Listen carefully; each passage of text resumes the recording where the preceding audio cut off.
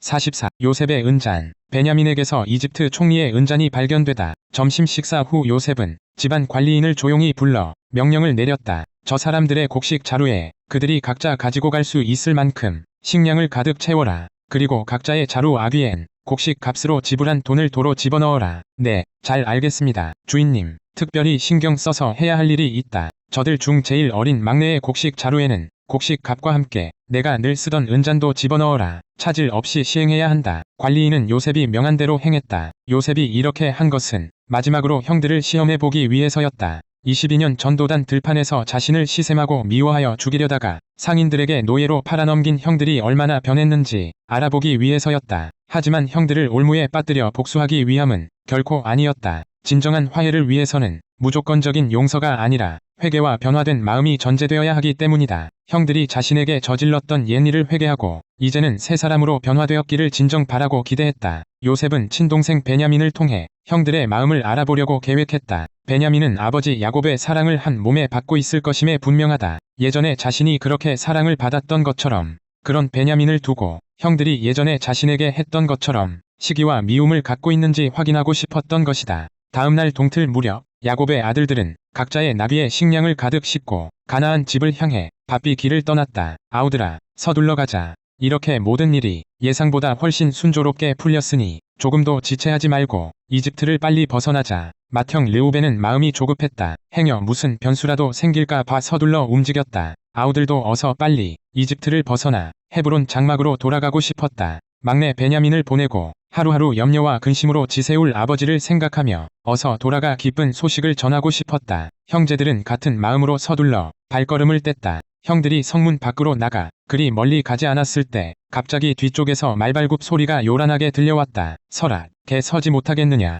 형제들이 놀라 뒤돌아보니 이집트 총리의 관리인이 군사들을 이끌고 추격해오고 있었다. 물론 모든 것은 요셉의 계획이었다. 요셉은 자기 집 관리인에게 형들에게 해야 할 말까지 일러준 상태였다. 이런 배은망덕한 자들 같으니라고 우리 주인님께서 그렇게도 잘 대해주었는데 너희들은 어째서 선을 악으로 갚는 개냐? 마른 하늘의 날벼락 같은 소리였다. 아니, 관리인님, 지금 무슨 말씀을 하시는 것입니까? 형제들은 놀라 어리둥절한 표정으로 반문했다. 너희는 어쩌자고 겁도 없이 우리 주인님이 아껴 쓰시는 은잔을 훔쳐갔느냐? 그 은잔은 주인님께서 마실 때도 쓰고 점칠 때도 쓰시는 아주 비싼 잔이다. 그런 귀한 것을 훔쳐가다니 정말 못된 놈들이로다. 이집트를 비롯한 중근동 지역에서는 왕이나 고관이 자신의 잔이나 그릇으로 나라 및 개인의 기륭화복을 점치던 관습이 있었다. 점치는 그릇이나 잔에 물을 붓고는 거기에 보석을 빠뜨린다. 그 보석을 햇빛에 비추어 나타나는 색깔이나 모양을 보고 점을 쳤다. 따라서 이토록 중요한 물건을 훔치는 행위는 국가 기밀을 탐지하는 정탐꾼 못지않게 엄벌로 다스려졌다.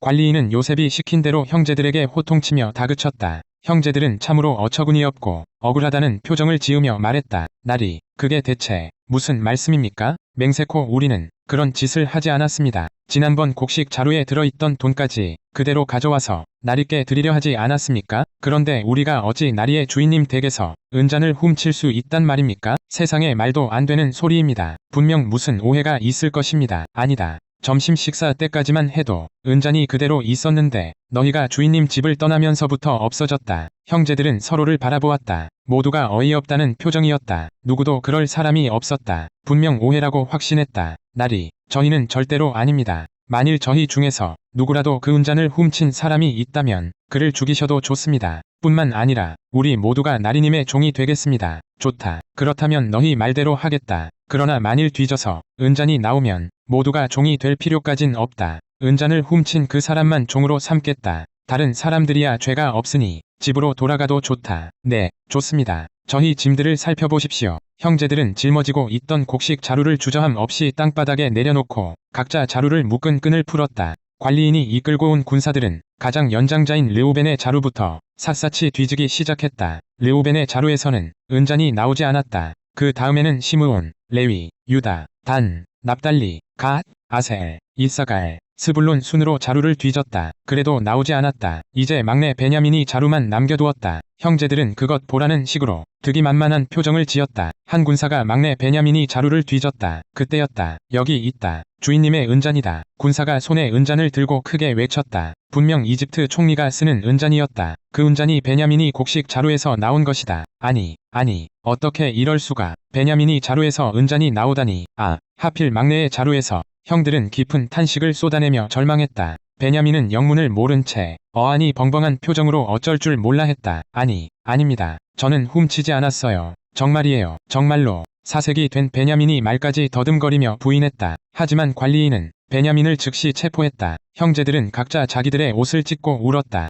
막내가 호기심에 은잔을 자루에 담았나 보다. 이를 어쩌면 좋단 말이냐. 아무것도 모르는 형들은 그렇게 생각했다. 그나저나 이제 선택의 기로에 놓였다. 형들은 베냐민을 탓하며 모든 책임을 막내에게 떠넘기고 자신들은 그 자리에서 벗어나 집으로 돌아갈 수도 있었다. 아니면 베냐민과 생사를 같이 할 수도 있었다. 22년 전도단 들판의 형들 같았다면 두말할 것도 없이 베냐민을 버리고 집으로 돌아가는 길을 선택했을 것이다. 그러나 이번에는 달랐다. 형들은 베냐민과 생사를 함께하기로 마음 먹었다. 그들은 각자의 나귀에 도로 짐을 실었다. 근심 가득한 얼굴로 체포되어 끌려가는 베냐민을 뒤따라 다 함께 성으로 되돌아왔다. 이집트 총리는 초조하게 기다리고 있었다. 형제들이 총리 앞에 엎드려 절했다. 그러자 요셉이 성난 목소리로 형제들을 꾸짖었다. 참으로 그대들은 겁이 없는 자들이로다. 어쩌자고 이런 못된 짓을 저질렀느냐? 나 같은 사람이 너희들의 얕은 수작에 속아 넘어갈 줄 알았더냐? 점을 쳐 도둑을 잡아낼 줄 몰랐단 말이냐? 형제들 중 넷째 유다가 앞으로 나섰다.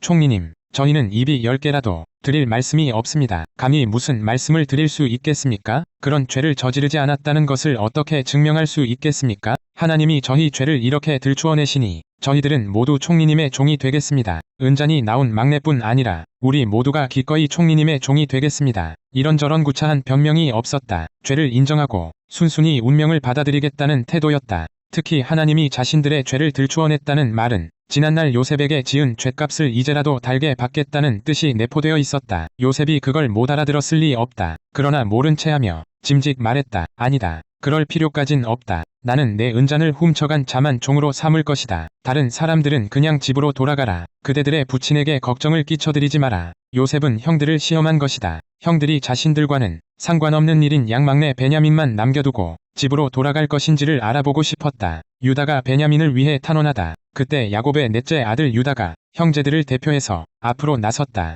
표정은 비장했고 목소리에는 진심이 묻어났다. 유다는 은잔에 대해서는 일절 언급하지 않았다. 아무 변명도 하지 않았다. 이집트 총리의 위엄과 권위를 한껏 존중하는 가운데 백발성성하신 노령의 부친, 이아이, 아우, 막내, 모친과 제친형을 잃은 동생 등과 같은 감성적인 단어를 자주 사용하여 역시 스라의 자식을 두고 있을 아버지로서의 이집트 총리에게 호소했다. 사실 그때 요셉의 스라에는 6에서 8세 가량의 두 아이 므낫세와 에브라임이 있었다. 총리 각하, 제발 부탁입니다. 제가 총리님께 간절히 아랠 말씀이 있습니다. 부디 노하지 마시고 제 호소를 들어주십시오. 총리 각하께서는 파라오와도 같이 높으신 분이 아니십니까? 이런 상황에서 무슨 말이 하고 싶은 개냐? 유다가 땅에 엎드려 막내 베냐민을 위해 탄원하기 시작했다. 총리 각하, 총리님께서는 지난번 저희에게 물으시기를 그대들에게는 아버지나 형제가 계시느냐? 고 하셨습니다. 그때 저희가 총리님께 대답하기를 예, 백발이 성성하신 연로하신 아버님이 살아계시고 그 부친에게는 늙음하게 얻은 아이가 하나 있습니다. 그 아이 베냐민에게는 어머니가 같은 친형이 하나 있었지만 그 친형은 일찍 죽고 이제 그 어머니에게서 난 자식은 그 아이 하나뿐입니다. 그래서 아버님은 그 아이를 몹시 아끼고 사랑하십니다. 하고 말씀드렸습니다.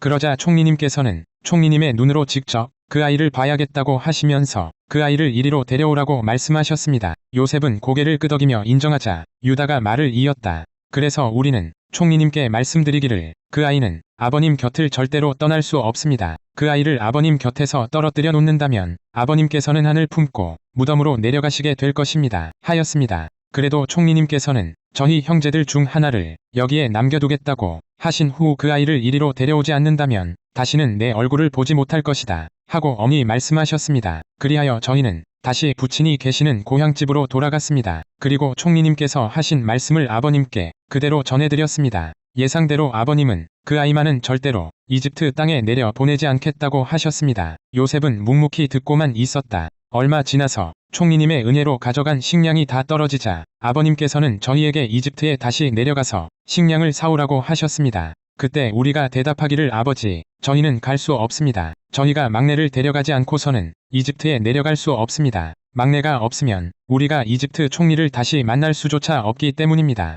하였습니다. 요셉은 계속 말해보라고 고갯짓을 하자 유다가 말을 이어갔다. 그러자 아버님께서 저희에게 말씀하시기를 너희도 잘 알다시피 그 아이의 어머니가 낳은 아들은 둘이다. 그런데 그 중 한 아이는 이미 내 곁을 떠나고 없다. 내가 멀리 심부름을 보낸 탓에 그 아이가 들짐승에게 찢겨 죽은 까닭이다. 그때의 한스러움이 아직도 내 가슴을 찢고 있는데 이번에는 너희가 하나 남은 그 아이의 동생마저 데리고 가겠다니 그게 말이나 될 법한 소리냐. 만일 이 아이를 데리고 이집트에 내려갔다가 행여 무슨 일이라도 생긴다면 나는 어쩌란 말이냐? 무슨 낙으로 살아가란 말이냐? 한 해 한을 품고 죽으라는 말이냐? 백발성성한 내가 견딜 수 없는 고통과 슬픔을 짊어지고 무덤으로 내려가는 꼴을 너희가 정녕 보려고 그러는 개냐? 하고 말씀하셨습니다. 요셉은 그 말을 듣는 동안 울컥하고 눈물이 터지려는 것을 간신히 참고 있었다. 유다는 총리를 정면으로 올려다보았다. 제발 진심을 알아달라는 간절함이 배어있다. 그러하오니 총리 각하, 이제 저희가 아버님이 계신 고향집으로 돌아갈 때 그 아이 베냐민을 데려가지 않는다면 어떻게 되겠습니까?